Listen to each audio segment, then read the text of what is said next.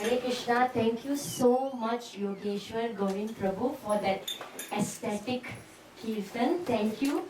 And thank you all of you for participating from your heart and soul. It makes a difference. You can feel the vibrations in the room. Thank you very much. Hare Krishna. Yes, I could hear the kirtan till there. I was very happy. Nice kirtan. Hare Krishna. How many of you have been to the 7 temples of Vrindavan? So if you went to Vrindavan, I'm sure you visited those 7 temples, yes? So there is a nice song that we'll sing. about these Vaishnava temples. It's called the Sapta Devalaya. Devalaya means a temple and Sapta means 7. So there's a beautiful song that glorifies the deities of these temples in Vrindavan. And it also glorifies the great acharyas and the devotees who established those temples or those deities. And that song is called Radha Krishna Giti. So we'll sing that song now, okay?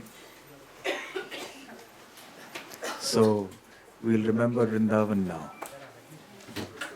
And remember these wonderful deities. So this song is nothing but the names of the deities and the names of the great devotees. So not at all difficult to follow.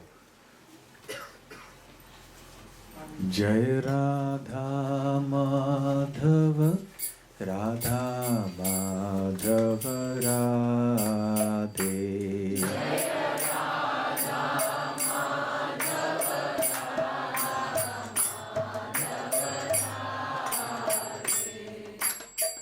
Jaya Deve Pranadhana He.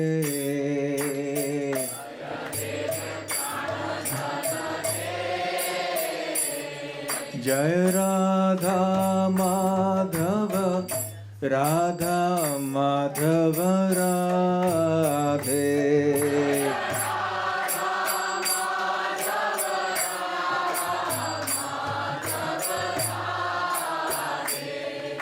Jai Radha Madan Gopal, Radha Madan Gopal Radhe.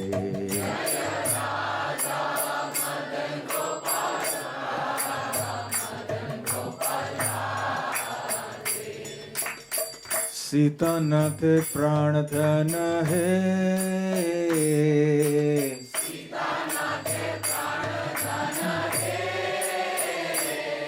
Jai Radha Madan Gopal, Radha Madan Gopal Radhe.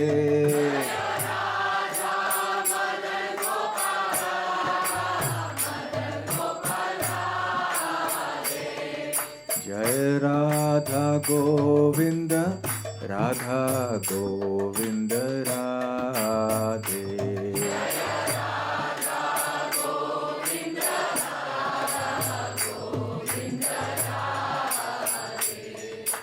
Rup Goswami Pranadhana He.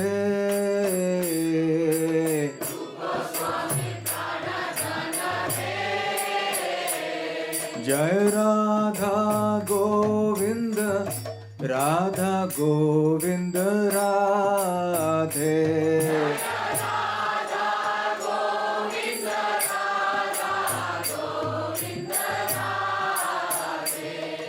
Jai Radha Madan Mohan, Radha Madan Mohan Radhe.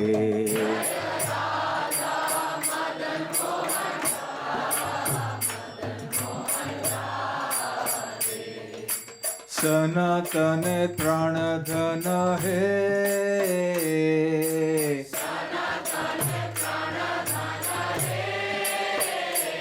Jai Radha Madan Mohan, Radha Madan Mohan Radhe.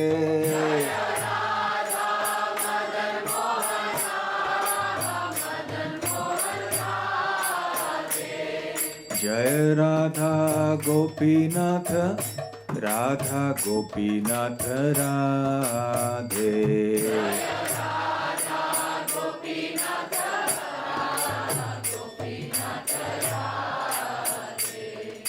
Madhu Pandit Pranadhana He.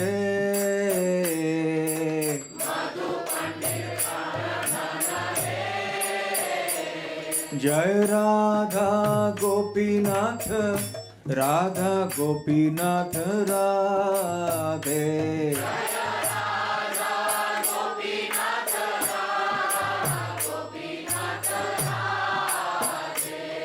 Jai Radha Damodara, Radha Damodara Radhe.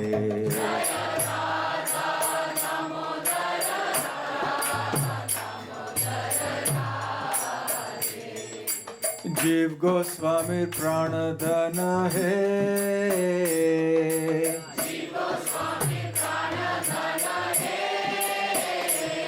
जय राधा दामोदर राधा दामोदर राधे।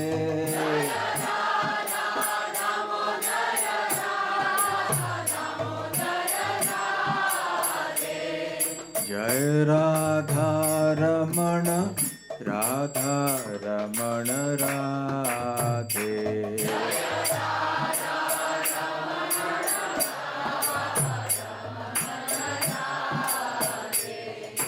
गोपाल भट्ट प्राणधन है,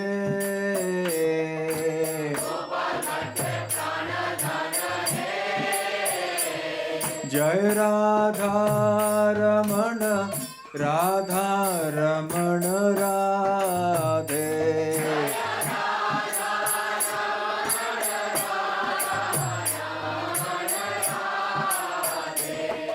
जय राधा विनोद राधा विनोद राधे।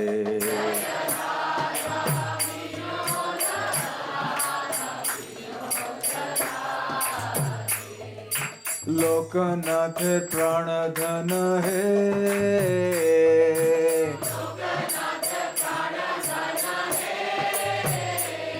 जय राधा विनोद राधा विनोद राधे।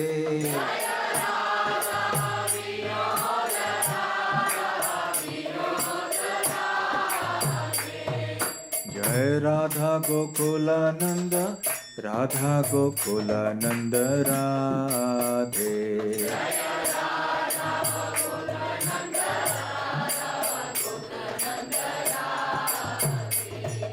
विश्वनाथ प्राणधन है,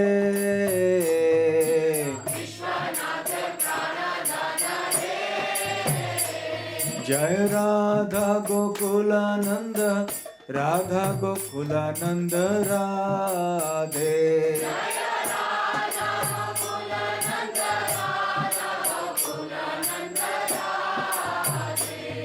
जय राधा गिरिधारी राधा गिरिधारी राधे।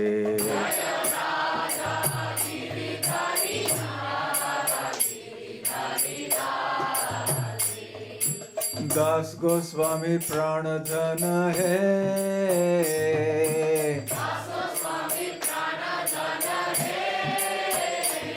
जय राधा गिरिधारी राधा गिरिधारी राधे।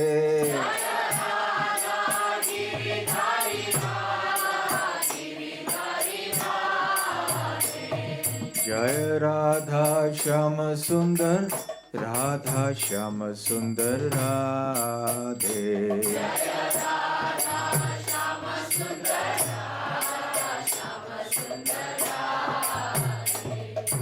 श्यामानंद प्राणधन है,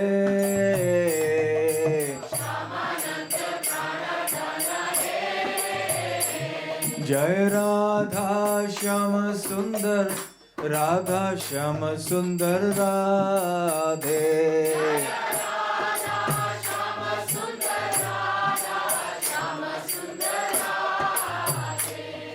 जय राधा बांके बिहारी राधा बांके बिहारी राधे।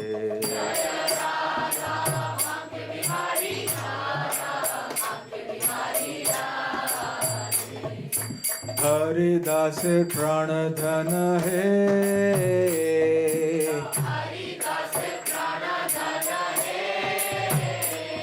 जय राधा बांके बिहारी राधा बांके बिहारी राधे।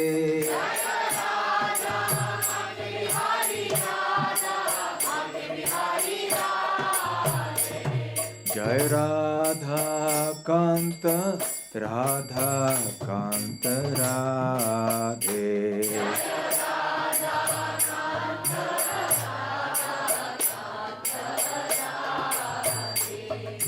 वक्रेश्वर प्राणधन है,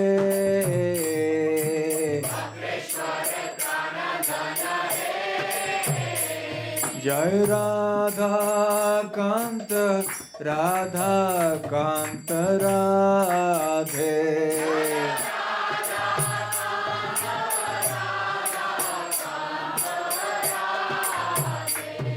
Jai Gandharvika Giridhari Gandharvika Giridhari Radhe.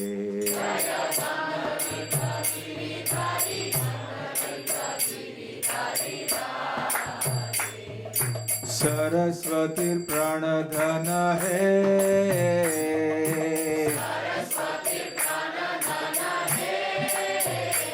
Jai Gandharvika Giridhari Gandharvika Giridhari Radhe.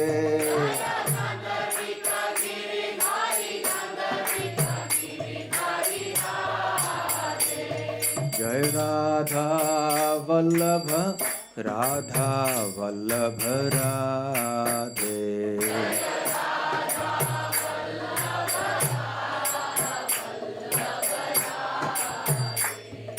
Prabhupada Pranadhana hai.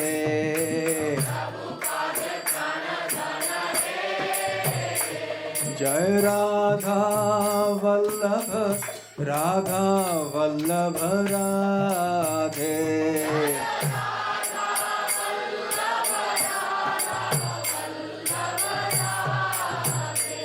Jai Radha Vallabha Radha Vallabha Radhe.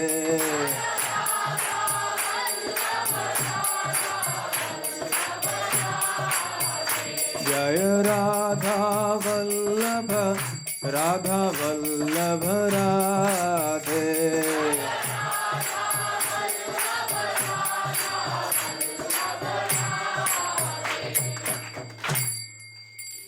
Shri Shri Radha Vallabha ki jai.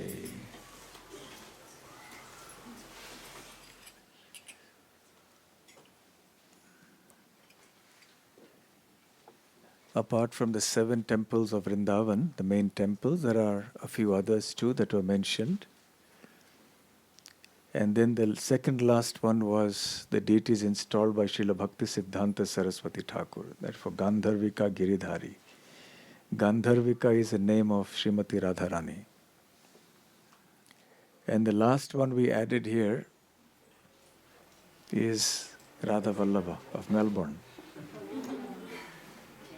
And because Prabhupada installed these deities, right? So we've added one verse here. It's not part of the original song. It's nice to know about these deities of Vrindavan, you see? It's very much part of our devotional heritage. Pranadhana, the treasure of the life of these great acharyas. And generally deity worship is considered in the mode of Lakshmi Narayan in our established temples, because when you worship Lakshmi and Narayan, there's a mood of awe and reverence and rules and so on. But when our acharyas, the great devotees, worship these deities, it was on the platform of spontaneous love. So they weren't always restricted by various rules and regulations. We can't imitate them. We can't say Sanatana Goswami chastises deities, so I can also chastise my deities. We can't do that. He used to just carry the deity in a cloth bag that was hung around his neck, like we carry our bead bags. And he would hang the bag on the branch of a tree under which he would sleep at night. He didn't have a house. And then finally, he would feed whatever he got, because he would beg alms from the houses of the Brajabasis.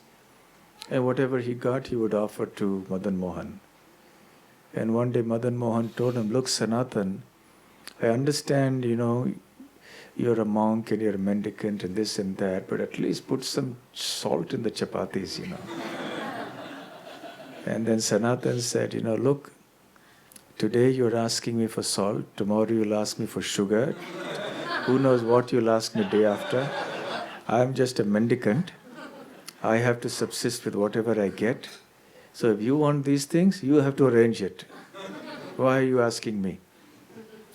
Now we can't do that kind of thing with our deities. Yes? So that was the mood of spontaneous love that they had with the deities. So there are many, many things, and hopefully, I think we're having a 2-day session a 2-evening session somewhere.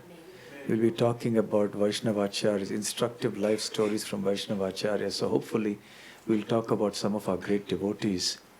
Very inspirational, very nourishing, joyful to read about the life and pastimes of these great devotees. So these are their worshipable deities. You see, in many cases, the deities originally were only Krishna. Radharani came much later. Janava Mata introduced Radharani, and one by one the Radharani deities started coming in. Otherwise, it was all just Krishna. Govinda Dev appeared on his own, Madan Mohan on his own, Damodar on his own.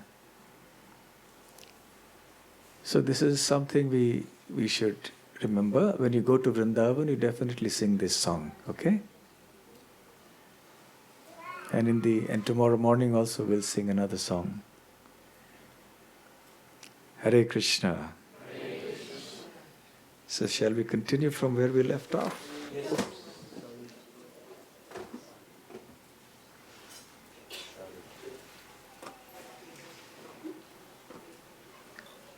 Do we have some light here? No, okay.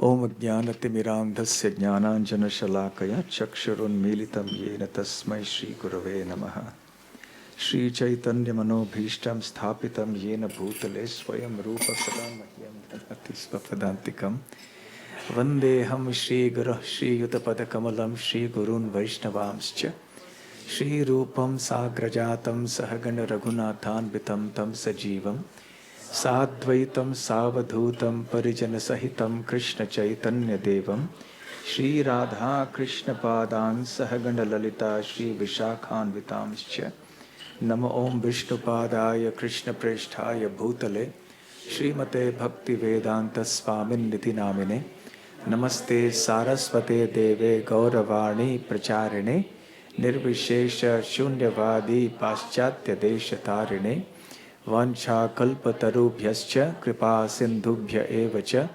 Patitanam Pavanebhyo Vaishnavebhyo Namo Namaha Jai Shri Krishna Chaitanya Prabhu Nityananda Shri Advaita Gadadhar Shiva Sadi Gaura Bhakta Vrinda Hare Krishna Krishna Krishna Hare Hare Hare Rama Rama Rama Hare Hare. So we just began a discussion on the 38th chapter of the 10th canto of the Śrīmad Bhāgavatam entitled Akrura's Arrival in Vrindavan.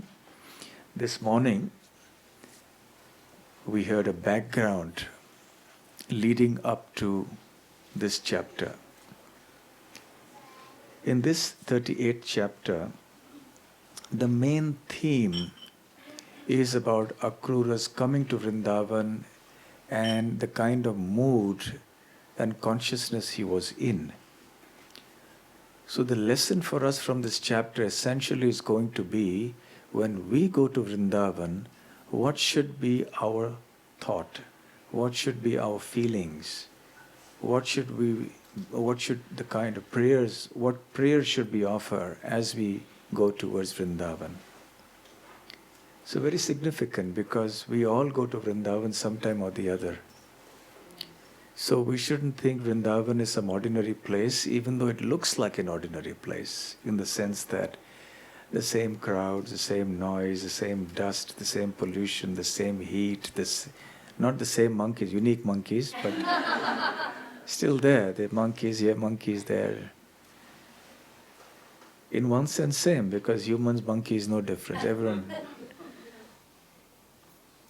So, very instructive prayers. So I was mentioning in the morning how Akrura began on the 12th day of the moon, the Dvadashi. He started out in the morning from Mathura on this brand new chariot that comes ahead, gifted, or not gifted, but given him to bring Krishna back, and he reached in the evening. And the kind of thoughts that were going through his mind as he was traveling, and which is why he lost his way so many times, and what a journey that would have taken much shorter time took him a very long time, almost a whole day. So, in the beginning itself, Shukadev Goswami calls him Mahabhaga, very fortunate, the greatly fortunate, Gachanpati Mahabhago Bhagavati Ambujekshane. So this Akrura was a greatly fortunate devotee, and Bhaktim Param Upagata.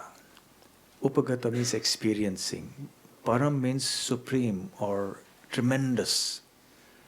So as he was Gachanpati, as he was going on the path towards Vrindavan from Mathura, his heart was experiencing intense devotion, intense love for Krishna. Bhagavati. Bhagavati means unto the Lord, Bhagavan, Krishna. Ambuja Ikshane. Ambuja means a lotus. Ikshana means eyes. Krishna has lotus eyes. You know, devotees give Krishna his names. Actually, Krishna doesn't have any names. But he still has millions and millions of names because devotees have given these names to him. And how do the devotees give Krishna his names?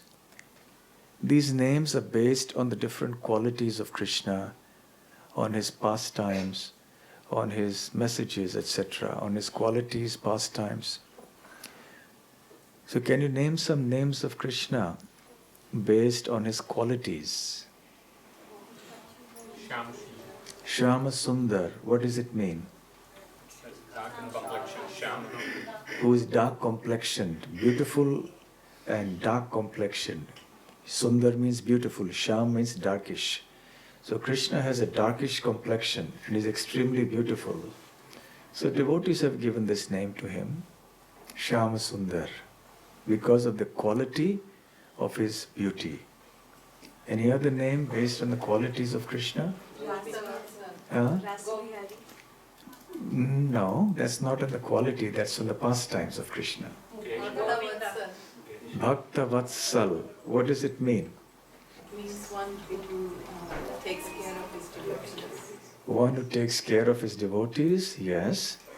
But specifically, the word Vatsala comes from the word Vatsa, which means a calf. Have you ever seen the way a cow looks after her calf? So very protective and affectionate. So similarly, Krishna looks after his devotees like a cow looks after her calf. So Bhakta means devotee, Vatsala means very affectionate. So because of this quality of Krishna looking after his devotees with great affection, he is called Bhakta Vatsala. So there are numerous such qualities of Krishna, innumerable qualities. And according to these qualities, the devotees give him these names. You can also invent Krishna's names. Yes, I'm serious. You can call Krishna anything you like, provided it's true. And it's according to the rules of grammar. You can call him in any language. Prabhupada named the deities in London, Krishna as London Ishwar, the Lord of London.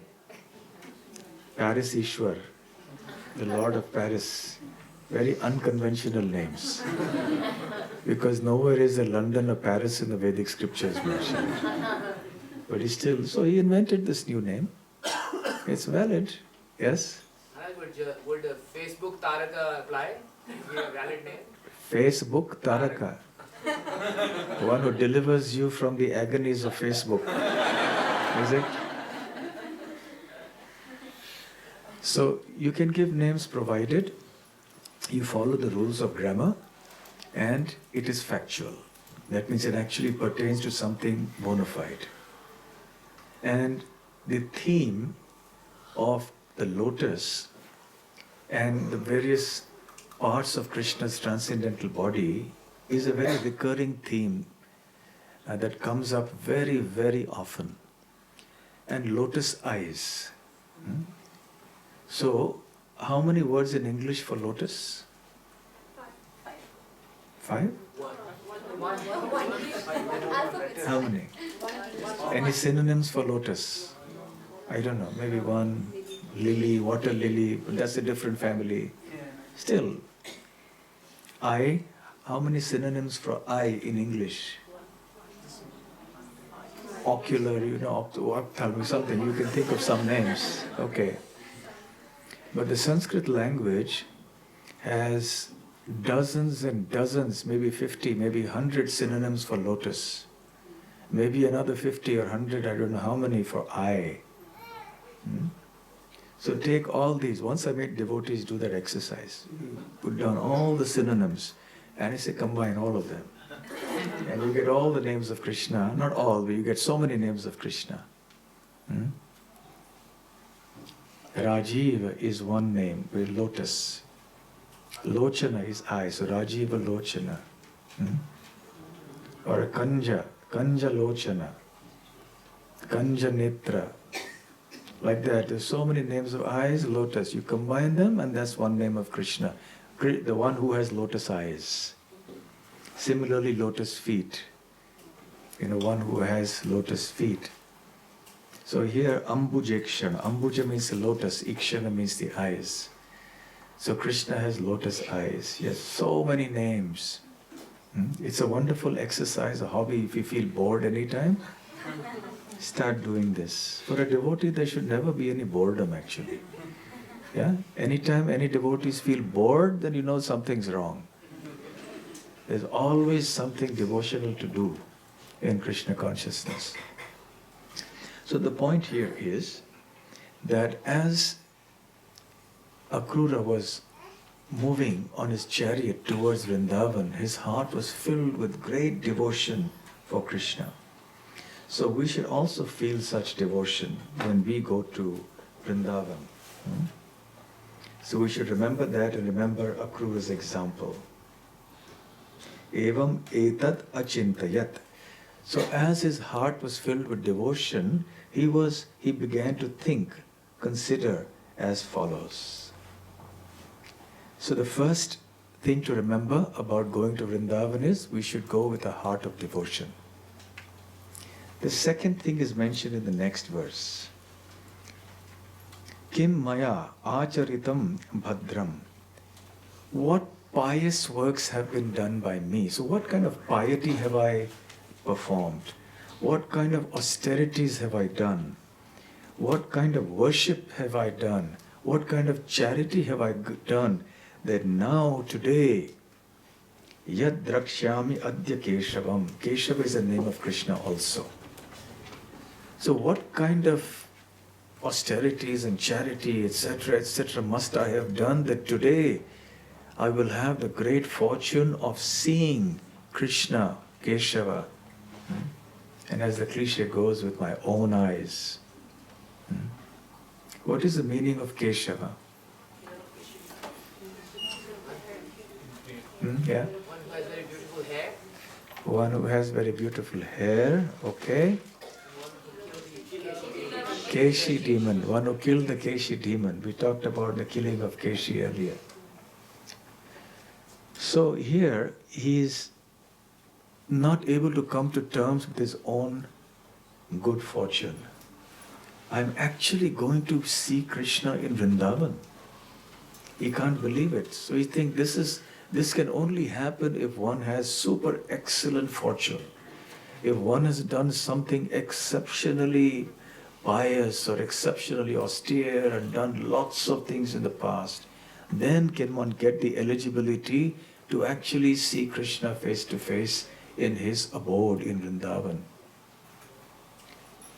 Now we may think, well, that was Akrura because Krishna was personally present. But for us, when we go, Krishna is not personally present, so should we also feel ourselves so fortunate? What would you say?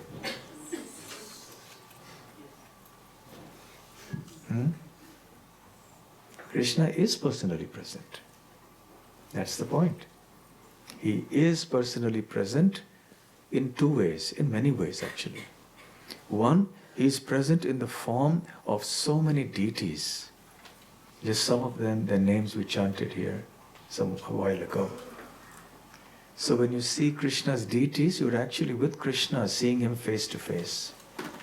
Then, you also see Krishna's devotees who are chanting his names, who are speaking his pastimes, which are also not different from Krishna. So you see Krishna through your ears, which is a very important way of seeing Krishna. And unless you have seen Krishna through your ears, you will not be able to see him through your eyes, you will not be able to appreciate it. So it's very important to hear Krishna Katha. Then we will be able to relish the darshan of the deities. You know, when a new person comes into a temple who is unacquainted completely with the ways of devotional service, he or she doesn't know what to make of this deity. It's just a stone statue for that person. Yeah? And he wonders, what's this fuss about? Everyone's looking around, singing, everyone's standing with folded hands, gazing at the deities with so much affection, and this person can't understand what's there. Because that person hasn't heard about Krishna yet. But those who are standing with folded hands and gazing with devotion to the deity of the Lord, they have heard. And therefore they are able to see with the right vision. So seeing with the ears is very important. So when we go to Vrindavan, we should engage our time thus. So we should not think that Krishna is not personally present. And another way in which Krishna is personally present in Vrindavan is that actually he never leaves Vrindavan. Vrindavanam parityajya padamekam nakachati. Krishna never takes a step out of Vrindavan. So there may be an objection. How is that possible? The whole theme of this talk is that Akrura is taking Krishna out of Vrindavan. And now you're saying that Krishna never takes a step out of Vrindavan. So isn't that a contradiction? No, it's not. Because Krishna performs two types of pastimes. One are his manifest pastimes. Prakat Leela. Prakat means manifest. Leela means a pastime. So Prakat Leela or manifest pastimes are those that Krishna exhibits for everybody's vision. So any person who is present there physically can see Krishna. So all those people who were contemporaries of Krishna and who saw Krishna even once as he was moving somewhere in a chariot or walking or whatever, even on the battlefield. So they were seeing Krishna's Prakat Leela. So in his Prakat Leela, in his manifest pastimes, Krishna left Vrindavan to go to Mathura, being so requested by Akrura. But there's another type of pastime which is called Aprakat Leela, which is unmanifest pastimes, which is not manifest for those with ordinary vision. That vision is possible only for those whose eyes are smeared with the ointment of love.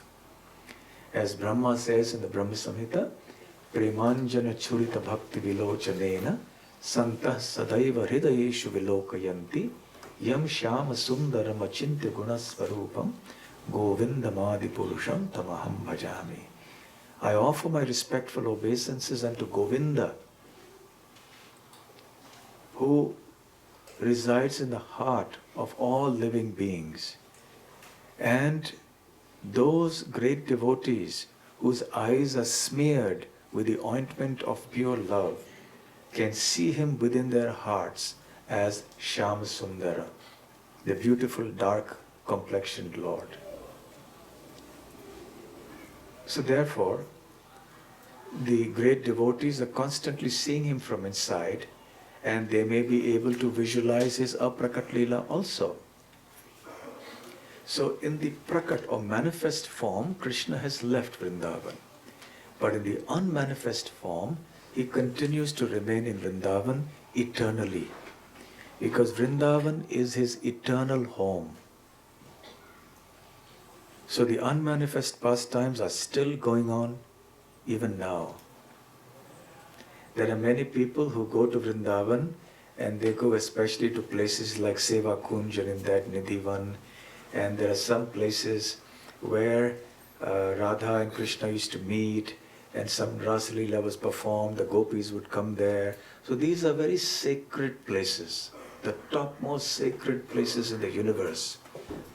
Places very confidential.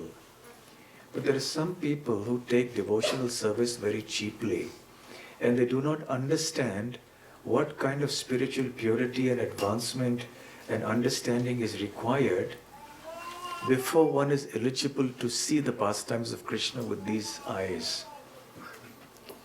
So they think that they can steal into the compound, into the complex of Nidhivan at night, and then see Krishna. They hide behind the bushes and see Krishna. So this kind of thing is there often in Vrindavan. So as devotees following Chaitanya Mahaprabhu's mission, we should be very cautious to not get deviated by such false ideas. It's not such a cheap thing. Srila Bhakti Siddhanta Saraswati Thakur would say, don't be so eager to see Krishna. Serve Krishna so nicely that he will be eager to see you. So that is our philosophy. So Krishna remains in Vrindavan in so many ways.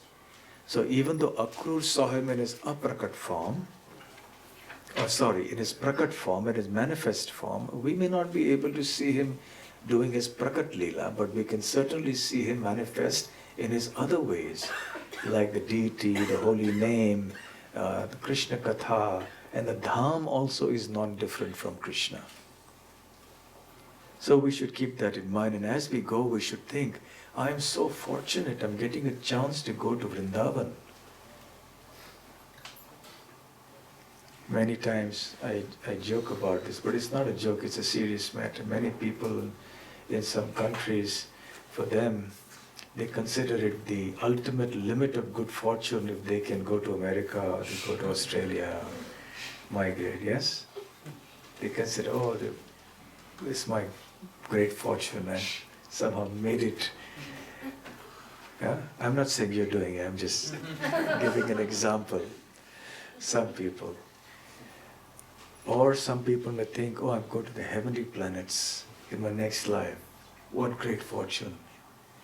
Real fortune is to be able to perceive Krishna's presence everywhere and to see Vrindavan everywhere. Mahaprabhu said, Mora mana Vrindavan. My mind is Vrindavan. Wherever we are thinking of Krishna, that is Vrindavan. So if you are in Melbourne and you're thinking of Krishna, you are in Vrindavan. So we should consider ourselves very, very fortunate, as Akrura did. So that's the second lesson to learn. The third lesson is that inasmuch as we feel ourselves fortunate, we should also know that we are actually unqualified to be in such a sacred place. It is not easy to get entrance into Vrindavan.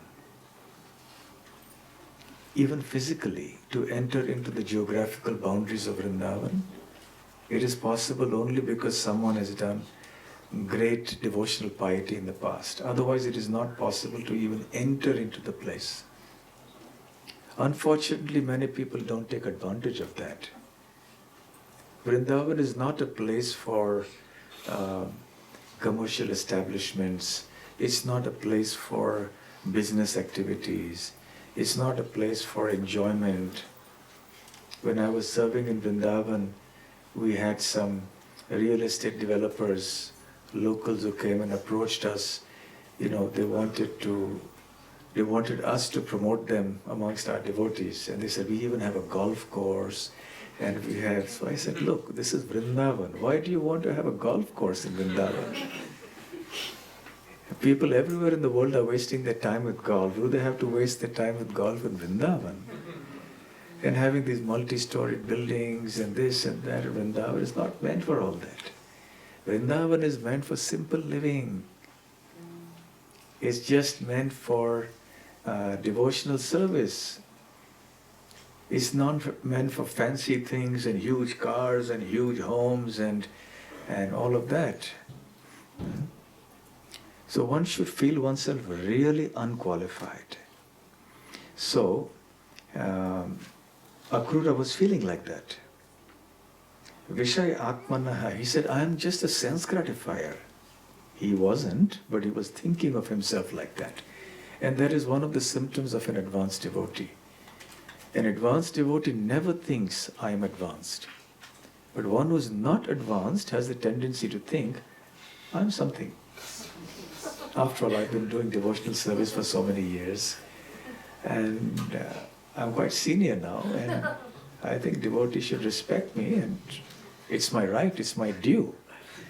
So it's these things that come up in our heart. But no, Akrura doesn't think like that about himself. Akrura thinks, I am just a sense gratifier. Yatha Brahma Kirtanam Shrudra Janmanaha. For one who is just like a person who is totally ineligible to chant the Vedic mantras is given the chance to do so. Similarly, a sense gratifier like me is given the opportunity to enter into Vrindavan and meet Krishna, even though I am so unqualified. So in this way, he is feeling himself very low. So when we go to Vrindavan also, we should feel ourselves unqualified. We shouldn't take it lightly. Prabhupada says, don't think you can go to Vrindavan just by purchasing a rail ticket or an air ticket, whatever. No, you can't enter Vrindavan like that. You may enter the geographical limits of Vrindavan even somehow or the other, but the real entrance into Vrindavan is through one's consciousness, through the proper attitude and approach that we have. Sudama, the great devotee of Krishna, who met him in Dwarka, you've all heard the pastime of Sudama, yes? The childhood friend of Krishna, who went to meet him many, many years later when both had grown up and both had, children. Krishna even had grown-up sons at that time. And Sudama went there. And Krishna treated him so nicely. He made him sit on his own bed. He washed his feet personally with his own hands. And then he massaged his feet to take away all the tiredness because Sudama had walked all the way. He fanned him personally. He did arati of Sudama. He gave him all sorts of delicious foodstuffs to eat, spoke sweet words, gave him so much respect. All the residents of the palace, including the employees, were struck with wonder to see the kind of respect that Krishna was giving Sudama. Sudama had come there being urged by his wife to ask Krishna for something. But Sudama wasn't in any mood to do that. So he walked away. He went away after he finished after his meeting with Krishna. He went away from Dwarka. He was walking. His mind was filled with thoughts about how Krishna was so nice to him. And Shukadev Goswami says, he chanted a very beautiful verse. Kvaham daridra papiyan Kwa Krishna Shri Niketanaha Brahma Bandhur iti smaham Bahubhyam parirambhitaha. Kwa aham, who am I? Daridra, I'm just a poor papiyan, sinful wretch. This is Sudama's thinking. And who is Kwa Krishna? Who is Krishna? He is the Lord of the Goddess of Fortune. I mean, where's the comparison? Who am I and who is Krishna? Yes? And yet, what did Krishna do? Krishna embraced me with his arms. Bahubhyam parirambhitaha. So he's feeling himself completely unqualified, and yet he has got this extraordinary fortune. So Akrura is also feeling like that. Then further Shukadeva Goswami mentions that Akrura is thinking, okay, enough. Ma evam, don't think like that now. Don't think so negatively because, what is my qualification, how can I ever reach Vrindavan, etc. It is known, but by mercy, anything is possible. By the mercy of the Lord and the mercy of the devotees, anyone can sometimes, by great fortune, cross over the ocean of material existence. Shukadeva Goswami says, he uses the word Kala Nadya. Kala means time, Nadya refers to the river. There's a deadly river that flows in this world. You know what it's called? How many rivers are you familiar with? Many famous rivers, yes? Nile, Amazon, Ganga, and what are the rivers here in Australia? Huh? Gala River. Yara, okay, Yara River. Sorry, yes, sorry. I won't make that mistake again, I remember. So there are many rivers, the rivers of water. And sometimes people die, the boats capsize, they're swimming, they sink. Sometimes these things happen, even in the Ganga. But there are many people who cross over without any problem. But there's this one river which has 100% fatality. Everybody who travels on this river has to die. What is it called? The river of time. Kala Nadya. Krishna says in the Bhagavad Gita, Kalosmi loka kshaya krit pravrittaha. Time I am, the great destroyer of the worlds. Lokan samahartum iha pravrittaha. I have come to destroy all people.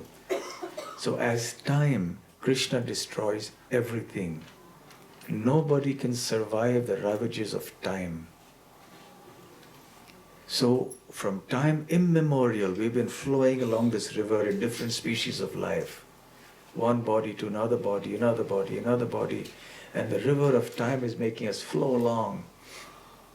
One death, another birth, again death, birth, death, old age, disease, repeatedly happening. And we continue in this endless river, which doesn't seem to end anywhere. But somehow, by some great stroke of mercy or fortune, Kvachit tarati kaschana, some fortunate soul, because of mercy of the great devotees and the Supreme Lord, may cross over to the other side and attain immortality. So therefore, even though I'm unqualified, yes, these things happen, Akrura is thinking, because of mercy, because the Lord is so merciful. Samsara bhramite kono bhagya keho tare, nadira pravahe jano kashta lage tire. In the Chaitanya Charitamrita, Sri Chaitanya Mahaprabhu says, after wandering throughout the material universe, by some stroke of good fortune, some living entity, some soul can cross over. Nadira pravahe, by the river of samsara, of material existence, somehow he can cross over to the other side of an other shore. Just as a log of wood can sometimes be taken from one side and it can reach the shore on the other side. I don't know whether they do it in Australia, but in Canada it used to be the case. They have lumberjacks who cut the logs of wood, and they float it along the river and send it downstream to the factory, which may be hundreds of miles away. So they cut the tree and they float it down and it goes. And then somehow it reaches the shore, the bank, and they probably have some mechanism to extract the timber. So similarly, the different living entities in this world have been flowing in this river of time, knocked about here and there, knocked about. And some fortunate soul, by the mercy of the Lord and the devotees, comes onto the shore. and he's salvaged. His life is saved. He attains immortality. And you all know the story of Chitraketu from the Śrīmad Bhāgavatam. And this example comes up there also about how our life, our existence in this material world is like a blade of grass or a twig or a small piece of wood which flows down a river of water. And at different points in time, it comes together with other pieces of wood and blades of grass and so on, stays for some time, and then the waves of the river disperse those things again. And this twig comes in contact with another set of twigs and grass, blades of grass. It disperses, comes in contact with another set. In this way it goes on and on and on. So similarly, the living entity moves from one body to another body, one set of friends and enemies and relatives and family and so on. Next life, another set. The life after that, yet another set. We don't know who we were in the last life, who our friends were, our family members were. We don't know. But somehow or other, kono bhagye karo sansarak shayon mukha hoy. By some fortune, there comes time for somebody's term of material existence to expire. Time has come. When does that time come? Sadhu sange tobe Krishna rati upajay. When that person comes in contact with the association of devotees. In the sangha of devotees, by doing devotional service, taste for Krishna consciousness and attachment to Krishna arises. And that is the ultimate limit of good fortune. So Akrura is realizing the quality and the importance of mercy, that now he has got a chance to go to Vrindavan. And so should we. We should also feel this. Without mercy, I am not eligible to be here in this place. In the next verse, very interesting. Akrura is thanking Kamsa. And he's saying, Kamsa is so merciful. Generally, you don't associate a demon with mercy, isn't it? You associate a great devotee with mercy. So he says, Kamsa is so merciful upon me. Although Kamsa's intentions were devious, very criminal, but ultimately the fact of the matter is that it's because of Kamsa that Akrura got a chance to go to Vrindavan. So therefore he is thanking Kamsa. Today King Kamsa has shown me extreme mercy by sending me to see the lotus feet of Lord Hari, who has now appeared in this world. Simply by his effulgence, the effulgence of his toenails, many souls in the past have transcended the insurmountable darkness of material existence and achieved liberation. So also, we should thank all those who are responsible, partly or completely, for sending us to Vrindavan. And remember, you also have to thank those who may have created so much trouble in your life that you had to go there. It's not only the ones who gave you a little money, okay, you're short of money, please go, gave you some donation, or they gave you some guideline, they said, okay, I'll help you, we'll give you some. That's fine, that's wonderful, you should thank them too. But you should also thank those who have given you a hard time. Now you realize I have to go to Vrindavan, this is my shelter. I've had enough, now I just want to go and take some time off and seek shelter at Krishna's lotus feet. So we must thank everyone, including our so-called enemies who have given us so much pain and frustration. It's because of all that that ultimately we're moving here. Nobody would become a devotee of Krishna if there wasn't any suffering in this world. Why would anyone? If everything was just wonderful and just sense gratification without any karmic reactions, everyone would just be enjoying life. But this is not the spiritual world, this is the material world. So it's designed for suffering.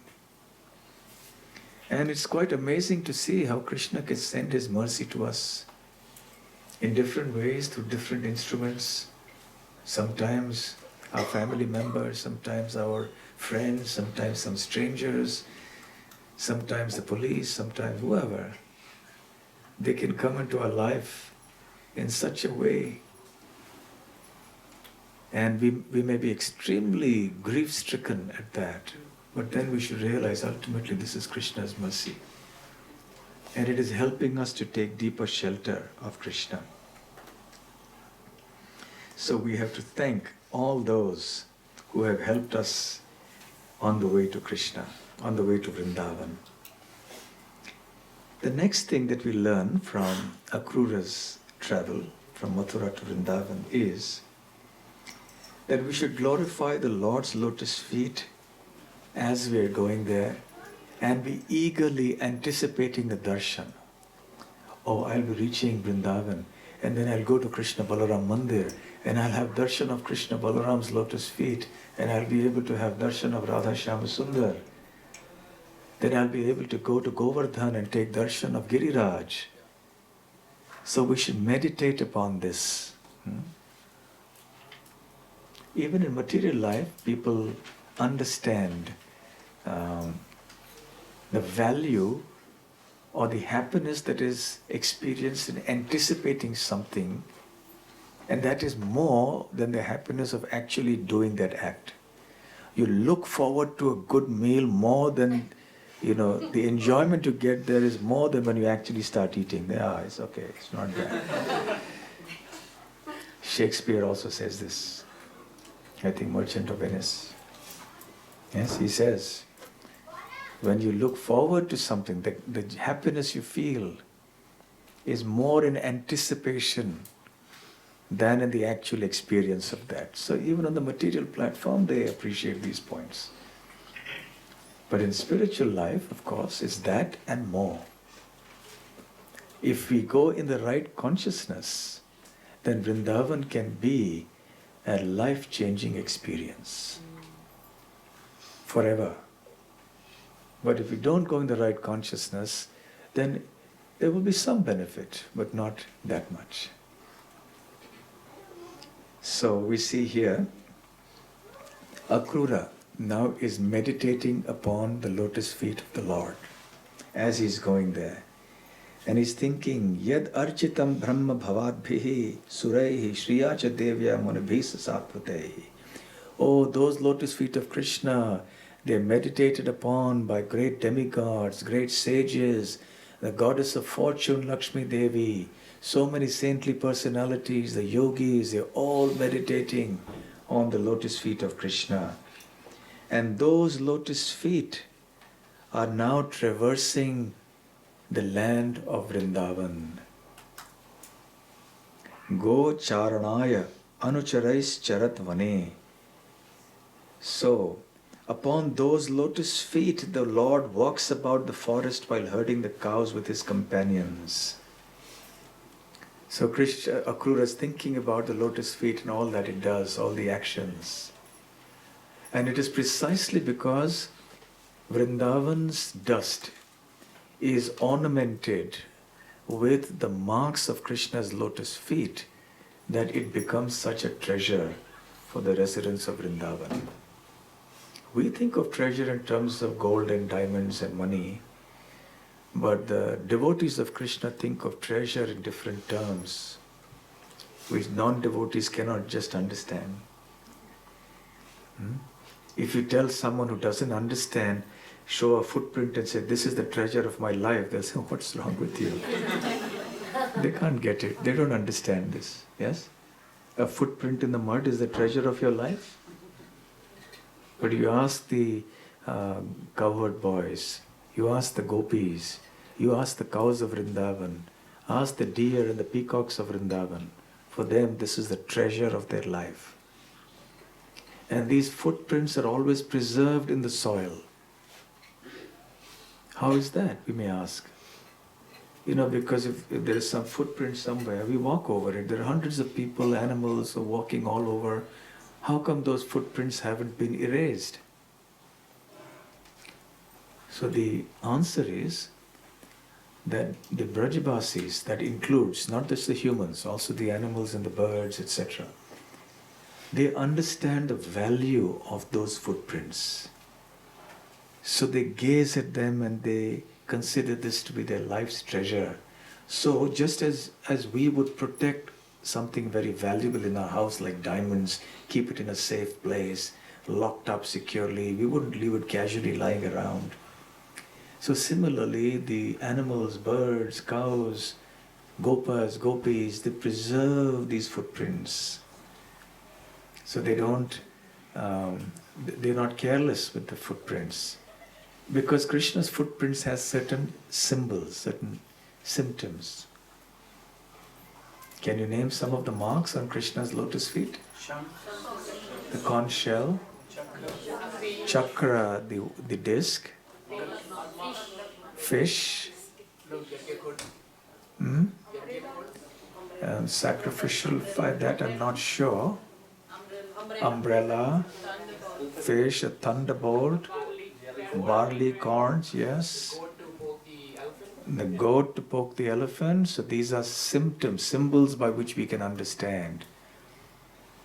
So if someone says, I'm an incarnation of the Lord, sir, please show me your lotus feet and let me examine and see if you have all these marks. And no, sir, tattooing will not do. It'll have to be naturally appearing there.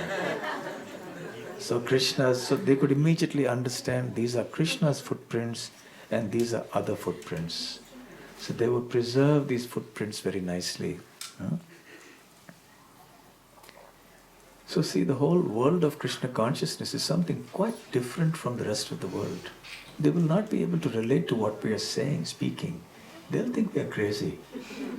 Actually we are, they are right. It is our good fortune to be crazy about Krishna. They're also crazy. They're crazy about Maya. We are crazy about Krishna. You have to be crazy about something. A few days ago was Gopashtami. Yes? How many of you heard about Gopashtami or heard the glories of Gopashtami? On Gopashtami? Okay. And a few days ago I was in Sydney, so I spoke on this topic. I was briefly mentioning there, of course that's the day on which Krishna graduated from being a calf herder to a cow herder. So before Krishna was graduated to become a calf herder, Mother Yashoda wanted him to wear footwear to go into the forest because she was afraid that there were so many thorns and pebbles on the path to the forest that his soft lotus feet would get pricked and hurt. So when she asked Krishna to wear the footwear, he said, no, I won't. See, for us, the cows are so dear. How can I wear footwear when the cows don't? If you want me to wear footwear, then the cow should also wear it. And Mother Yashoda gave up the idea. Because there were 900,000 cows. And each with 2 pairs of legs. So getting so many pairs of shoes, not exactly easy. So he didn't go with the footwear. He went bare feet. And because of that, his lotus feet imprints were found on the dust of Braja. And therefore Vrindavan, and now because Vrindavan had manifested on the earth was also considered more fortunate than Vaikuntha, where the Lord in his 4-armed form resides as Lord Narayan. That is a place where the Lord is worshipped with quite a bit of awe and reverence. Whereas in Vrindavan, there is not much awe and reverence. There is only pure, spontaneous intimacy of love. So in Vaikuntha, Lord Narayan walks, but he wears footwear. So the land of Vaikuntha is not decorated with the footprints of the Lord, whereas the land of Vrindavan and of Mother Earth was decorated with footprints of Krishna. So Akrura is thinking about those lotus feet and he's glorifying them. And this is of course a very important theme that comes up in devotional literature about Krishna's lotus feet and how Vrindavan is so fortunate, etc. So then we remember Krishna's lotus feet as we travel to Vrindavan, following in the footsteps of Akrura. The next point that Akrura meditates about is Krishna's incomparable beauty. So that's why now you can well imagine as Akrura sitting there, he's got his reins in his hand, he's moving on, but he's thinking of all these things. The horses go wherever they want. And then he suddenly realizes, oh, where am I? Okay, go this way. Goes again, he gets into his deep meditation and he's thinking about Krishna's beauty now. Drakshyami nunam. Now, for certain, Drakshyami, I am going to see. So he's anticipating that darshan. Su kapola. Kapol means cheeks. Su means beautiful, nice. I'm going to see Krishna who has beautiful cheeks and a beautiful nose. Smita avaloka aruna kanja lochanam. So smita avaloka. Smita means smile, a gentle smile. And glances, so smiling glances. So Krishna is famous for his sideward smiling glances. He smiles and gives a sideward glance. That is his classic pose. Yes? You'll see Krishna playing the flute and he's giving a sideward glance. So that is called Smita Avaloka. Avaloka means a glance. So a smiling glance. And Aruna Kanja Lochanam. Aruna means reddish. Aruna is the charioteer of the sun. So you've seen the sunrise? The sun looks a little reddish during sunrise and sunset. Only when it rises, then it becomes yellowish, golden color. But otherwise, when it's near the horizon, it is reddish. That's called Aruna. So that period is also called Arunodaya. So Arunam, so his eyes are a little reddish. And he says, Kanja Lochanam. Kanja means lotus, Lochana means eyes. Remember what I said about lotus and eyes? Here's another expression, Kanja Lochana. So you can call Krishna Kanja Lochana. So he's now in his mind picturing Krishna's beauty. His beautiful cheeks, his nose, his reddish, lustrous eyes, and he's imagining the smiling glances. Mukham mukundasya guda alaka avritam. He is also seeing Krishna's beautiful face, which has been encircled or framed, avritam, by an alaka with a lock of hair. That's the trademark. You see that picture of Krishna over there? And near his ear, do you see that curl, the side lock? That curls the picture of Radha and Krishna over there, the central picture. That is the alaka. So Akrura is imagining that alaka, that thing. Of course, nowadays people have the long sideburns, isn't it? Not to be concerned with that. This is Krishna's side locks, alaka. And that frames his lotus face. It comes and it kind of makes a nice frame. His black hair and the curl. So Akrura is imagining this beauty of Krishna. And then he sees also something else. How many of you have heard of omens? Omen, you know omen? Science. Science. That you can, there's a whole science. There are many scriptures like Varaha Mihira's books and others in the Vedic literatures that tell you the science of omens. Even in the Śrīmad Bhāgavatam in the first canto we see Yudhishthir Maharaj notices inauspicious omens. And he understands something's wrong. The twitching is in the wrong place in the thighs and the hands, and the dogs are behaving in a certain way, and so on and so forth. So by studying nature, great sages were able to understand cause and effect, or indicators in nature. So by looking at certain things, they knew that this forebode something auspicious or inauspicious. So Akrura says, Pradakshanam me pracharanti vai mrigaha, that the deer are now walking past me on the right, which means it's something auspicious, something nice is going to happen. So as he's moving on, he suddenly notices the deer walking past, thinks, very nice. So we should also focus on Krishna's beauty. In Dwarka also, Krishna looks into, his beauty was so incomparable. The queens are all expansions of the goddesses of fortune. One of the names of the goddess of fortune is Chanchala.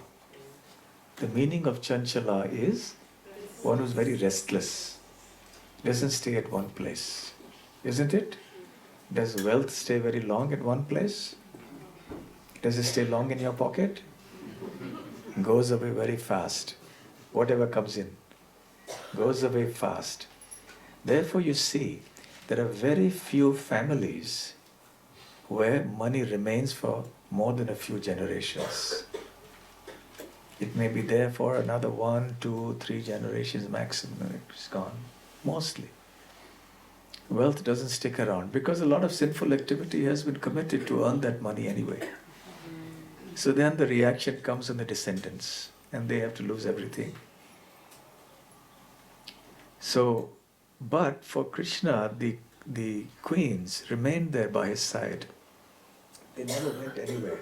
They stayed always with Krishna because of his attractive qualities. And by appreciating Krishna's beauty, we will lose all appreciation for anything material. So this should be the goal of our life. When will the time come when I will be able to appreciate Krishna's beauty? So the gopis of Vrindavan, they are not happy with Brahma, the creator, because they think he's really made some major mistakes in designing the human body. What has he done? He has given us eyelids that blink. And that's a blunder. Why? Because eyes are meant to see Krishna.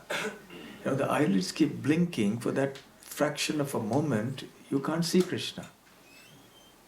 So imagine if Krishna is there in front of you and he's there for some time and you lose those valuable fractions of moments because your eyes are blinking. What kind of creator is this? So they're violating a certain etiquette, yes, but they're beyond all etiquette. There's a nice verse in the Gopi Gita says, Atati yad bhavan ahani kananam trutir yugayate tvam apashyatam kutilakuntalam Śrīmukham chate jada udikshatam pakshma kridrisham. So the gopis are praying, Atati, when you go wandering, Yad Bhavan, oh dear Lord, when you go wandering, Ahani in the daytime, Kananam in the forest, then even a small moment seems to pass like a long time when we don't see you. Tvam apashyatam. So not seeing you even for a moment seems like a very long time. Looks like an entire age has passed. And then we consider the demigod or the creator Brahma to be very incompetent because he has made these eyelashes and eyelids which constantly blink. Atati yad bhavad ahanikananam trutir yugayate tvam apashyatam. A truti, which means a fraction of a second, appears like a whole millennium. Kutila kuntalam Shri Mukham Chate. And we just think that your Shri Mukham, your beautiful face, is encircled by that Kutila kuntalam, that curly lock of hair, that alaka. Jada udikshatam pakshma kriddisham.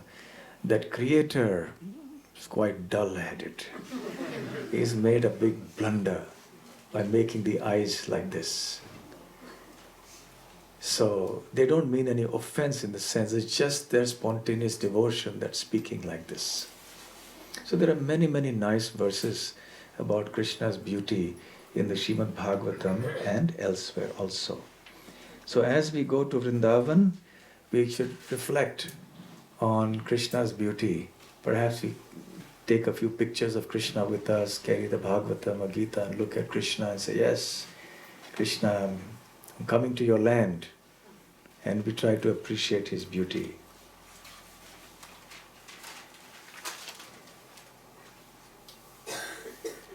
Then he continues, I'm going to see the Supreme Lord Vishnu, the reservoir of all beauty, who by his own sweet will has now assumed a human-like form to relieve the earth of her burden. Thus there is no denying that my eyes will achieve the perfection of their existence. Phalam anjasa drishaha.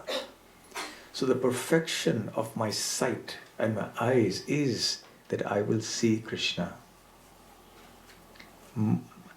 Manujatvam. Manujatvam indicates human-like. That Krishna is not actually a human. He is the Supreme Lord. So Manujatvam indicates that in his original form, he is very human-like. He has 2 hands. Lord Narayan has 4 hands in Vaikuntha. But in Vrindavan, Krishna has 2. And that is his original form. And because he appears like a human, so many people who do not understand Bhagavad Gita and Śrīmad Bhāgavatam, they think he's also just another human being. And Akrura uses the word Lavanya Dhamnaha. Lavanya means beauty. Dham means the abode. So Krishna, who is the reservoir or the abode of all beauty originates from Krishna. Srila Prabhupada says in one place that the beauty of nature is only a reflection of Krishna's beauty. So as we were coming here to Govinda Valley, we saw so much of beautiful scenery, rolling fields and hills, very, very picturesque, very scenic, very soothing, a sight for sore eyes. And especially top it on, you had some cows grazing there. Yes, wonderful situation. So it's very soothing when we see that. But when we see that, we should also in our mind remember Krishna. If Krishna's energy, if Krishna's reflection is so beautiful, then how much more beautiful Krishna must be. Of course, sometimes the material nature shows us her true side, her dark side, her ugly side when she gives pain and suffering and cruelty and so many other negative qualities. Then we should imagine this is Krishna in his form as time. He's teaching us a lesson that this is not the place to be in. So Akrura is now appreciating further Krishna's beauty. The Bhagavatam also speaks of Bhushana Bhushanangam. Krishna is the ornament of the ornaments. Rather, the ornaments on the body become beautiful, look more beautiful when they're on Krishna. Generally, people decorate themselves with nice clothing and so on, and ornaments to look beautiful. And because of those jewels or whatever else, nice clothes, they look beautiful. But Krishna's beauty is not necessarily increased by these jewels and other things. It's rather the jewels become more attractive because they are on Krishna's body. So there is much to say about Krishna's beauty, and also we need to know that the Lord has descended, as Akrura says, by his own sweet will. He is not bound by his karma. So he continues to think about Krishna's beauty. And another point that he says is that we must remember that Krishna is the Supreme Personality of Godhead. He reflects on his various functions, how he glances on the material creative energy and all the universes are set in motion. So even though he's going to Vrindavan, but he's keeping in mind, yes, this is the Supreme Lord I'm going to see. He is the Lord of the entire creation. And further, that the qualities, activities and appearance of Krishna and the words describing these three destroy all sins and create auspiciousness. This auspiciousness beautifies and purifies the material world. So when we go to Vrindavan, yes, we should do only Krishna Katha. That's the other thing we should keep in mind. Okay, I should not speak anything that is not connected with Krishna in Vrindavan. That applies everywhere, but especially in Vrindavan. Vrindavan is not a place for gossip. It's not a place for politics. It's not a place for criticism. It's a place only for talking about Krishna and hearing about Krishna. And because we can manifest Vrindavan anywhere, in any city, so wherever devotees are coming together to hear and chant about Krishna, that is Vrindavan. So there should never be any gossip and criticism at all. Then Vrindavan will manifest in our heart. To the extent we take pleasure in discussing materialistic things, and especially criticism of others, to that degree Krishna will not manifest in our heart. So in this way Akrura continues on. Each verse can be discussed for a long, long time because these words are so nice and Shukadev Goswami has explained it so beautifully. But let me summarize now the points that Akrura kept in mind, and therefore the points that we should also keep in mind when we go to Vrindavan. Let's recap. Number one, when we go to Vrindavan, our hearts should be filled with devotion. Number one. Number two, we should appreciate and understand our great fortune to be able to go to Vrindavan. Number three, we should realize how unqualified we actually are, but still we are able to go to Vrindavan. Number four, we should feel and understand that this is only the mercy of Krishna and Krishna's devotees, and Krishna's mercy may come even through non-devotees, as it came for Akrura through Kamsa. So anyone positively or negatively who has influenced us to go to Vrindavan, we have received their mercy, and therefore the next point is we should be very thankful to them. One of the points he also mentions is that one should glorify the Lord's lotus feet and anticipate early darshan, and then reflect on his incomparable beauty, and we should only speak and hear about Krishna. In one of the verses here, he also speaks about offering of obeisances. So when I reach, I will offer obeisances to the Supreme Lord's lotus feet. Today all my sinful reactions have been eradicated and my birth has become worthwhile. Offering obeisances is very important. Krishna says, Mam Namaskuru. Mam Namaskuru means offer obeisances unto me. Which verse is that?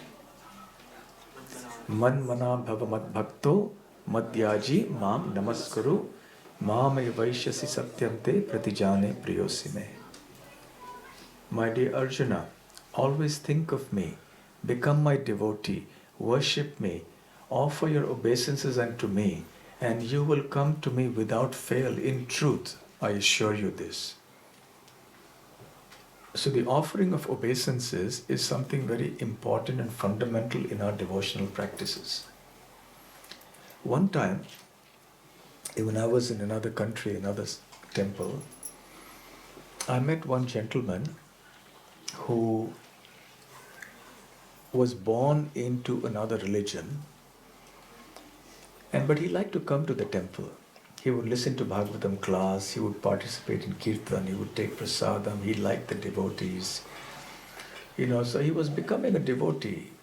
I don't know if he was actually chanting on japa, but he was very favorable at coming. And then one time he told me, there's one thing only I can't do in Krishna consciousness. I said, what's that?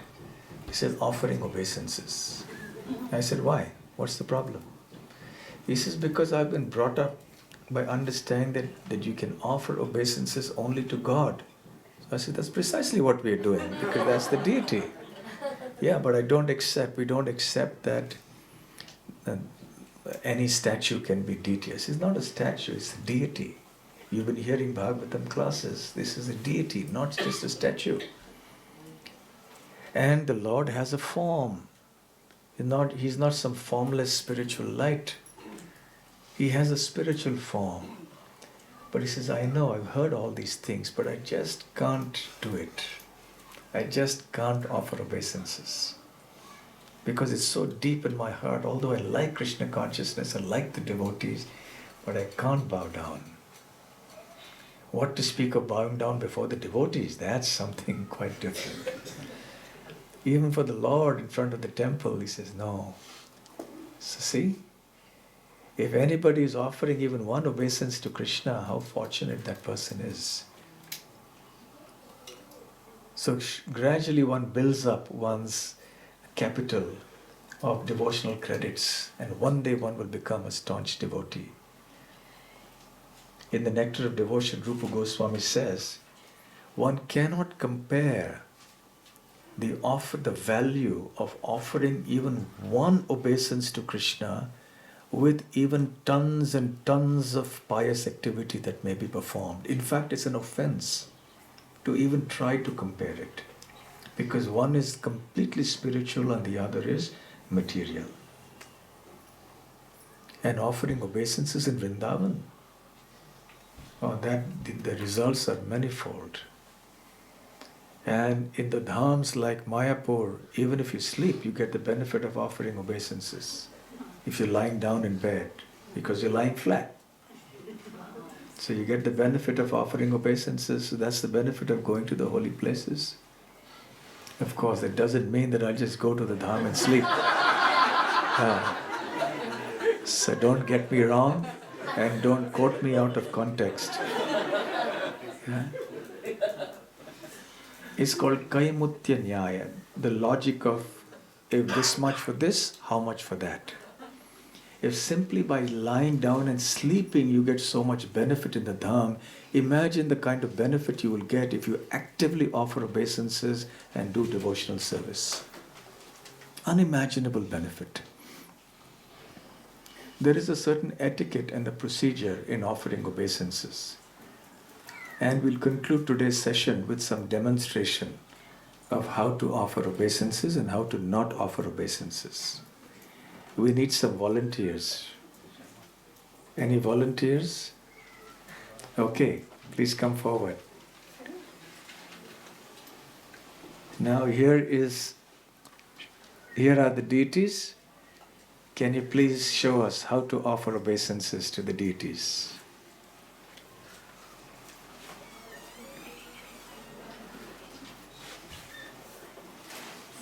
Hare Krishna. There. Deities.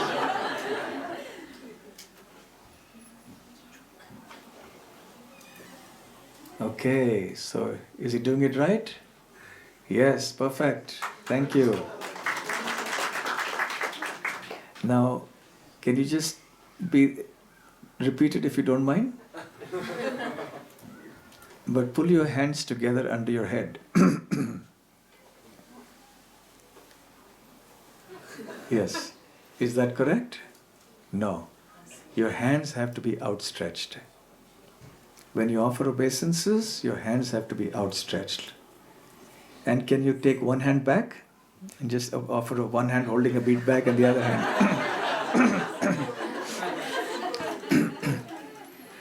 Especially if the left hand holding and right hand offering a Hitler salute or something. So you don't offer obeisances with one hand. Thank you, Prabhu. Thank you very much. Thank you. No, you don't have to. So this is the correct and the wrong way of offering obeisances. For ladies, how does one offer obeisances? This is called a Shashtang Pranam or the full Pranam, Dandavat. Danda means a stick, Vat means like this. For ladies, you bend. It's called the Panchanga Pranam. Yes, you just bow down at your knees and your elbows and you offer obeisances like that. And actually, when you're lying down, why is it called Ashtanga Pranam? Shashtanga, because your body is touching at certain parts. So those parts, the body will touch the ground. And importantly, in your mind also you should be chanting the names of the deities or chanting some mantra according to whom you're offering obeisances to. If it's Prabhupada, if it's the deities and so on. So this is very significant. So there are different types of obeisances. Even this is an obeisance. We just fold your hands. Namaskar, namaste. Nama means to offer obeisances. Te means unto you. So we do, in India they do namaste, yes? Rather than the handshake. You just fold your hands. So this is an act of offering obeisances. Namaste, I'm offering my obeisances to you. So also when we greet each other saying Hare Krishna, we're saying Hare Krishna, actually with this action we are offering obeisances. So with every obeisance that we offer, we are destroying volumes of sinful activity and going one step closer in our devotion, pure devotion, one step closer to Goloka Vrindavan. So also we should think, when I reach, I'm going to offer obeisances to Radha Shyama Sundar and Krishna Balaram. Of course we must be careful. There is time, place and circumstance. In our Krishna Balaram Mandir in Vrindavan, this space is small and there are often hundreds and hundreds of devotees packed into the small room. And some devotees still insist on offering full obeisances. That is probably an offense. Because you're going to cause a stampede there. You go under the feet of everybody and everyone, what happened, who's doing. Yes? So at that time you just offer obeisances in your mind. And in Australia, I have a norm, don't offer obeisances in public. One time in Melbourne, on my first visit here to Melbourne, I was going to one devotee's house. It was an afternoon lunch program, something like that. And we had to cross the road. The car was parked and we crossed the road to enter into the apartment building. And he came out the door and he offered his obeisances. And there was a gentleman walking on the road on this side. And he was huge. He was, I think, 6.5 feet tall and very well built.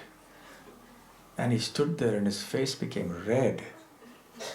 And then he came up to me and said, I can't imitate expressions and everything, but he said, why did he do that to you?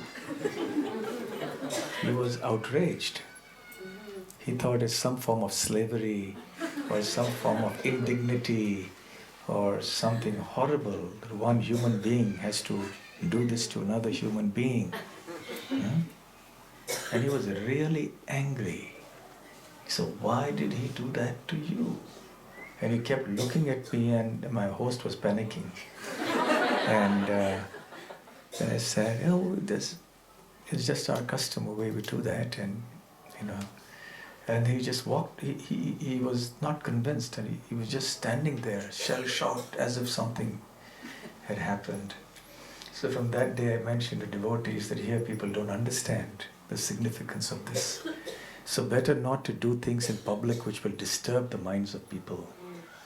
So you can just offer obeisances in the mind, or just with your words.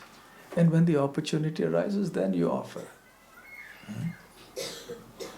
So anyway, these are some of the thoughts that Akrura was having, that he will offer obeisances to Krishna as soon as he reaches. He was looking forward to it. So this is an ideal journey. So the main lesson of this chapter is, it is the ideal journey to Vrindavan. Of course, keep in mind that you shouldn't lose your way and go here and there. You're going from Melbourne to Vrindavan, you lose your way, and because you're thinking of Krishna, go to Tokyo and go to Los Angeles, and then go somewhere, Moscow, and don't imitate. You better take the shortest flight to Vrindavan, to Delhi, and then to Vrindavan. Okay, so I think we'll stop for the Katha. Yes, it's 6 o'clock. So what's our program now? Are you okay, Maharajji, to take some questions? Yes, I am. Yes? Yes, wonderful. I'm quite okay to take questions. Thank you, Maharaj. Hare Thank Krishna. you. Hare Krishna. Yes. This relates to the previous class. We know that Mother Devaki and Vasudeva went through a lot of suffering because it was predicted that they would give birth to the Supreme Lord. So sometimes we see that the Lord's devotees are put into a lot of suffering. How do we understand this, and why does this happen? Good question. It's to teach us many lessons. It's to teach us, for example, to start with, that Vasudeva and Devaki went through such enormous suffering. And our suffering is just a very tiny part of that. Still, Vasudeva and Devaki never forgot Krishna. They always remained Krishna conscious. They never let all these tragedies deviate them from the path of Krishna consciousness. So it's an inspiration. So one reason why Krishna puts his great devotees and associates in suffering, apparently, externally at least, in such situations like that, to teach us that if they experience so much suffering and they were so Krishna conscious, can't you be Krishna conscious when you go through the little sufferings of your life? What are your sufferings compared to the sufferings that Devaki and Vasudeva underwent? They had to see their 6 children, one after the other, babies, being smashed to the rocks and killed. And then right after, and the 7th was then a transfer of pregnancy. And the 8th was just a girl, and he had to be transported off the moment he was born, just a few moments after that. They could not enjoy his childhood pastimes. So can you imagine the agony they had to go through? Is to teach us, Prahlad Maharaj, what kind of tests he had to go through. So when we go through our tough periods in life, we should think, at least no one's throwing us off from the top of a cliff. At least no one's throwing us into a boiling pot of oil. No one's throwing us into the fire. At least no one is putting us under the feet of a mad, intoxicated elephant to crush us. At least no army is attacking us with spears and weapons, and so then we realize that our sufferings are very small in comparison to that which these great devotees underwent. Therefore, why should I give up my Krishna consciousness because there is some trouble in my life? So that is one reason. The second reason is to illustrate to the world how great Krishna's devotees are. That even though they go through all this, they never give up their Krishna consciousness. To exhibit the glory of their devotion, they are put into such situations. And sometimes, also additionally, the great devotees may be put into difficulty because there may be some very minute traces of contamination still left. And Krishna wants to cleanse that off. And finally, even for those who don't have it, the traces of contamination, Krishna may do that to simply increase the intensity of their love for him.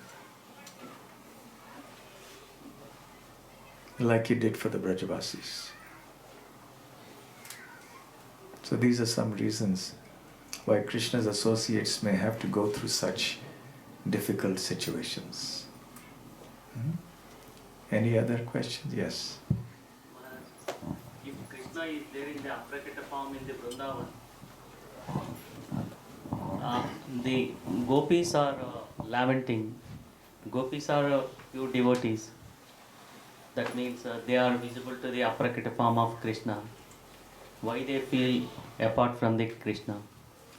Okay, the question is that the gopis were lamenting after Krishna left Vrindavan in the manifest pastimes. So if Krishna is always present in the unmanifest form, why were they lamenting? In one sense, the gopis are always with Krishna because they're always thinking of Krishna. They couldn't stop thinking of Krishna. That is the special feature of the intensity of their devotion. But because they are present in Prakat Leela, and they had experienced Krishna's presence in Prakat Leela, so therefore they are lamenting in Prakat Leela.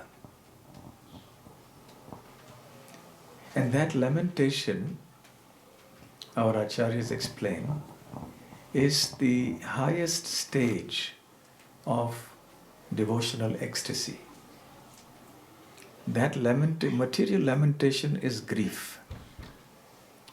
But lamentation in separation from Krishna is a kind of grief, but it's a kind of grief that gives you intense spiritual ecstasy. Something that cannot be understood unless we actually experience it. So they were never actually away from Krishna. Only physically Krishna went away, but they were always thinking of him.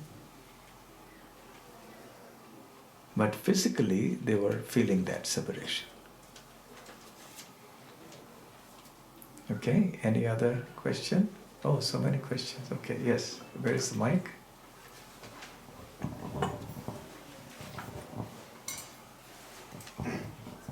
Hare Krishna Maharaj. So Maharaj, after hearing today's lecture, there are so many points that we should be thinking in mind and when going to Vrindavan. So my question is artificial thinking versus natural emotions. Like you actually feel and you think versus I'm just now planning to go to Vrindavan and okay, hey, these are the 10 points. And tick the boxes, yeah? Okay. Let's begin with ticking the boxes. At least we should know what we are supposed to be doing. Otherwise, how can we come to that stage when it will naturally come? Right? Like when we chant, we don't always chant naturally. But we chant and then gradually it will become more natural. So here also, yeah, it should be natural, yes, that's right. But by practicing it like that and realizing that this is what it's supposed to be, then slowly that mood will come. Okay?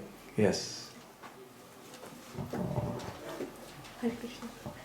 Maharaj, in the part 1 you mentioned that a wise person works hard to achieve goals and also knows when to accept things as destiny and not to whine about it. So, like in this life, like how do we understand the demarcation of an outcome of of an action is a destiny and not to put any further actions into that? In one word, it's called wisdom. It needs wisdom. There is that Christian saying, I read it in a church one time, I forget. Oh God, give me the intelligence, the courage, the serenity, something. Yeah, Who called, remembers that? It's called the serenity prayer. What is it? And God give me the strength to Face situations I can't change. I cannot change the situations. And the wisdom to know the difference. Yeah, the first one is the strength to face situations I can't change, the intelligence to change situations, or the ability to change situations that I can, and the wisdom to know the difference. Yes? So things that you can change and you should change, you should have the intelligence and the ability to know what to do, when to do. The things that you can't change, you should have the strength to bear it, and you should know have the wisdom to know the difference between the two. When you should fight and when you should just accept. Yes? That intelligence will come from Krishna, from within the heart. The more we are Krishna conscious, the more Krishna will give us that intelligence. And in practical situations, we may also always consult with senior devotees. We may consult with the spiritual master, with the senior devotees, and get some practical guidelines on what we should do in this situation. Should I just accept it, or should I just resist, or should I do something about it? Other questions? Yes, Yogeshwar Kovina. You can just pass the mic. Yeah, right. Maharaj, we see that devotees like the gopis were trying to serve Krishna. We saw Akrura trying to serve Krishna too as well. And that sort of creates a conflict of interest of how they want to serve and how Akrura is serving. And there's a conflict of interest in between them. And similarly, we see amongst devotees, they're all trying to serve Krishna, but there's a conflict of interest that sometimes which arises, even among the families, even among the husband and wife, everything. So how do we solve that? See, some things in life have no solution.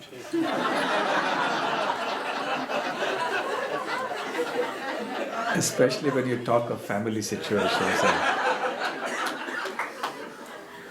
And, you just have to accept. Right? You know that joke, you must have heard that joke, it's quite popular in ISKCON. There's this young, newly married man who goes to a saint and he says, I have so many problems, please, can you give me some solution? So the saint looks very kindly at the young man, pats him and says, son, if I had a solution, do you think I would have become a sadhu?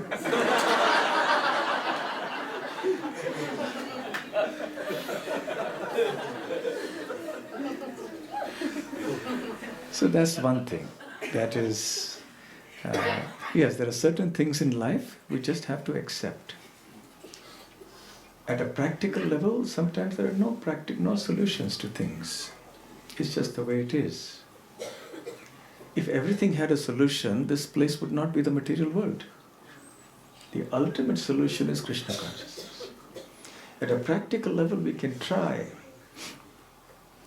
Number one. And number two, on other aspects, yes, your point is a good question, that the gopis wanted to serve Krishna in one way, and Akrura wanted to serve Krishna in another way, and there was so much tension between them because the gopis felt Akrura as a threat because he was taking Krishna away from them, and they named him as Krura, not Akrura. That means the one who's cruel. So how does one see that? And even in our devotional service we see that one devotee wants to serve Krishna in one way, another devotee wants to serve in another way, and there may be a difference of opinion, and what should we do? That is natural. It happens even in Goloka Vrindavan. But the point is, if we are truly centered on Krishna, if our intention is pure, and it is focused only on Krishna and there is no trace of any self-interest or no trace of ego or no other kind of manipulation or deceit behind that, then we should understand that is not a material thing. That's a spiritual thing. But because such things may spoil relationships between devotees, they may cause misunderstandings between devotees. So devotees must also learn the art of dealing with devotional service and dealing with people. We must learn these skills so that unnecessary problems are not created. If you handle things right, then intelligently, and develop the skills that are needed to do a certain service, then the problems will reduce drastically. In Sydney, at one gathering of devotees, I was just mentioning a simple example of how sometimes everyone wants to serve, but because somebody didn't do something right, they end up arguing and they have, some kind of misunderstanding. I was giving the example of one program I went to many years ago. It was at a university, and the people who were organizing the program were very busy with something, and somebody didn't manage things right. So the publicity wasn't done in advance, and then they forgot to inform the kitchen in the temple about the prasadam. That had to be done last minute, and then it was brought in a rush. Someone was supposed to bring it, it didn't bring the serving spoon, and all sorts of chaos happening, and then there were arguments. You were supposed to do it. No, I thought he was to do it, but nobody told me I was supposed to do this. So because of lack of proper communication, lack of proper planning, so unnecessarily so much happened. If somebody had just with a cool head planned out the whole thing well in advance, done it properly, there would not have been any misunderstandings. So many of these sort of misunderstandings happen because of bad planning, not thinking things through, not being careful about things, just taking things casually sometimes. And sometimes these things may also happen because of inadequate Krishna consciousness. So there will always be differences in style and differences in approach, because that's because we are individuals. And as individuals, we will all be different. And we shouldn't be afraid of differences because it's bound to happen. We can't expect that everybody will like apple and nobody should like a mango. It can't be like that. We are all different individuals. So we all serve Krishna with our own internal inspiration, and we want to serve Him. So we have to facilitate everybody's serving spirit and try to see how that can be dovetailed together so that it's done in the most harmonious way. And sometimes there will be little ripples. But if there is a high level of Krishna consciousness, and if there is sensitivity and humility and tolerance and freedom from desire for prestige or name or controlling spirit, etc., then things are very easy to resolve. So it shouldn't be my way or highway, or my way or no way. Then there are problems. So devotees are humble by nature. So then things get resolved very easily. Correct? Any other question? Yes. I think at the back.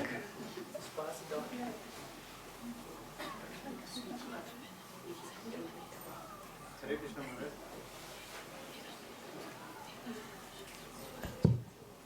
Hare Krishna Maharaj. Hare Krishna. Maharaj, is it the first time Akrura is going to meet Krishna? If it is first time, how come he is so ecstatic and remembering the Krishna? I mean, previously he met Krishna, he just heard about Krishna. How come? Yes, he has heard about Krishna because Krishna had never come to Mathura before this, and Akrura had never gone to Vrindavan before this. So this was the first time, but he's already heard a lot about him. He's heard about him significantly. Because Nanda Maharaj and the Brajabasis used to go regularly. So Krishna was the talk of the town. Everywhere, everyone was talking about Krishna. Somebody had hand raised. Yeah, one last. Okay, yeah, because your mic is right there. Maharaj, my question is this. So on the one hand, we know that Lord Krishna exists in every person's heart as Paramatma.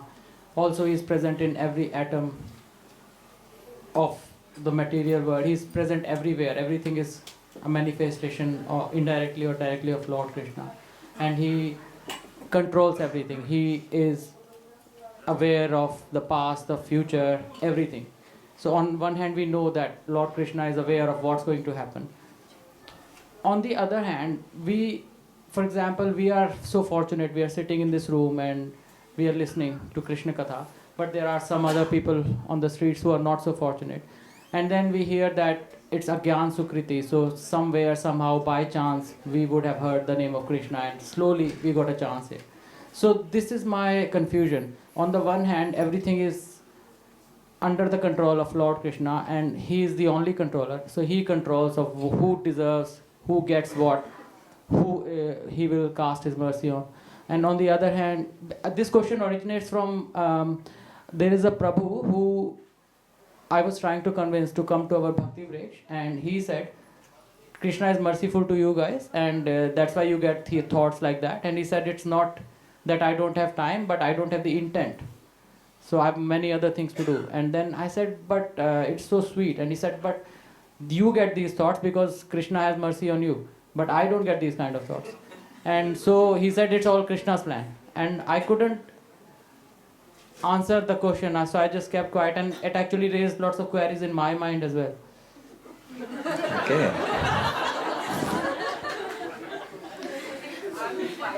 And the same thing happens. He gets those intentions, but I don't get those intentions to serve Krishna. And there is a conflict. Like, I always follow him because I know this is the right path, but the intentions he gets, I don't get that. Those intentions are not that intense. So there's a conflict which arises in the household. You see, I don't want to wade into controversial territory in your matters, but everyone is on their own spiritual journey. Everyone is evolving and is at a certain level. And this journey has been going on for many, many lifetimes.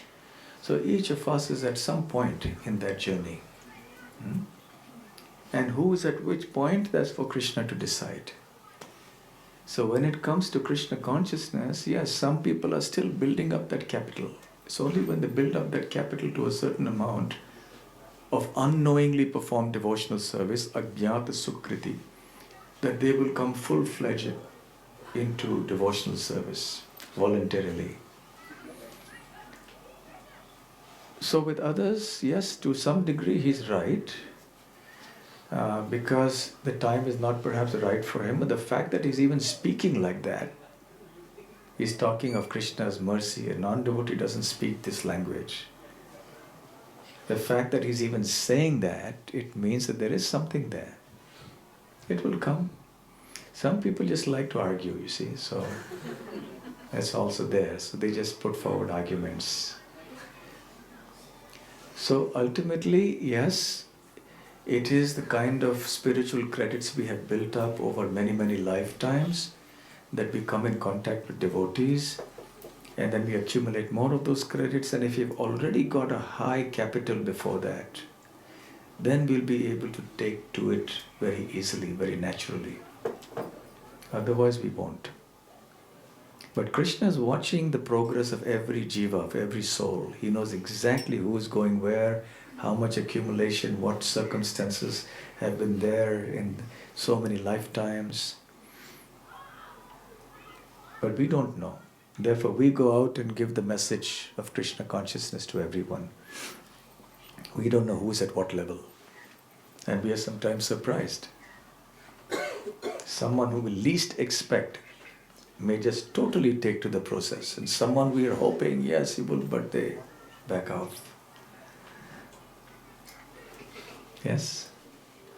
Okay. Just to add to that, Maharaj, can we blame it on Krishna saying because No. Krishna's mercy is not there, that's why No. Because the question was, I think, saying because Krishna's mercy is not there on me, that's why I'm not going to start now. I'll start when that mercy comes to me. No, we cannot blame Krishna. Prabhupada used to say that the sunshine is there for everyone, but if someone goes into a room and locks the doors and windows and says, "Where is the sunshine? Where is the sunshine? I don't have the sunshine." Well, just open the windows, my dear sir, you will get the sunshine. No, I don't want to open the windows.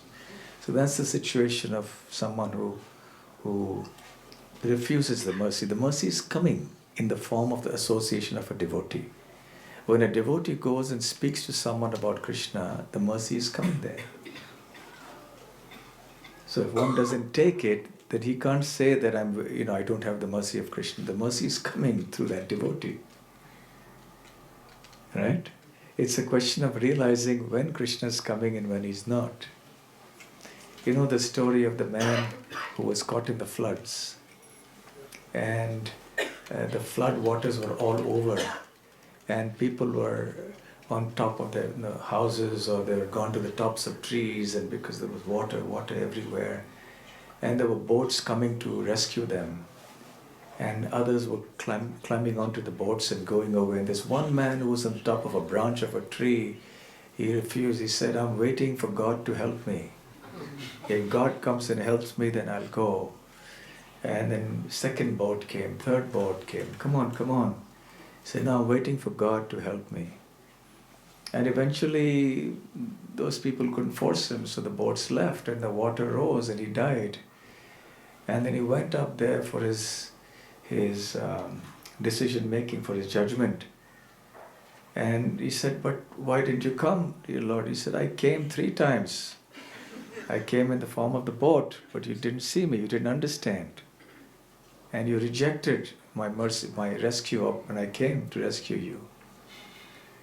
So similarly, when people say, "I don't have Krishna's mercy has come in their life, but they don't recognize it."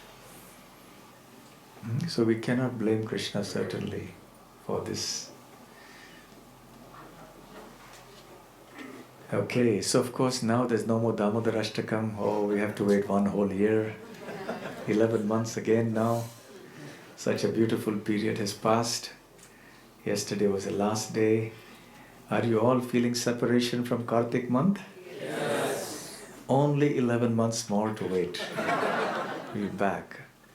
But still, we can recreate the mood of Kartik by engaging in nice devotional service.